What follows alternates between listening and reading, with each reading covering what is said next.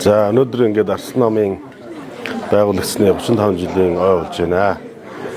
За ингээд 1990 онд дэлхийд дээр өрнөсөн энэ өөрчлөлт байгуулалт Арслан хувьсгалын одоо энэ давлгааны дунд Монгол улс маань одоо нэгдэн орж одоо 35 жил явж байна. Тэгээд энд бол одоо хамгийн онцлж хэлэх зүйл бол одоо Монгол оронд одоо болж ирсэн тэр хэлмэгдүүлэлтийг одоо өршөөж тэр хэлмэгдсэн хүмүүсийн эрхийг одоо хамгаалж одоо 35 жил одоо бид өхөн Монгол улс маань одоо ийм замаар одоо явж байна. Тэгээд хамгийн гол зүйл бол тэр хатан зүрх шархирсан, халуун итгэл цөхөрсөн тэр одоо хар дарсан зүүд мэд он жилүүдийг одоо хамаг монголчууд маань бүү давтаасай гэж Арслан байгуулагдсан цагаас л одоо энэ зүйлийг ярьж байгаа нь бол манай нийгэмд үнэхээр одоо тустай юм зүйл байгаа.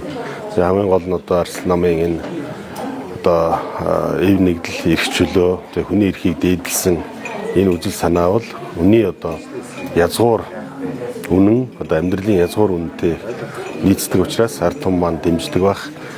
Тэгээд одоо дараагийн сонгуульд одоо Арслан маань илүү их өндөр амжилт үзүүлэх баха. Тэгээд та бүхэндээ баярын мэндийг өргөн дэвшүүлье.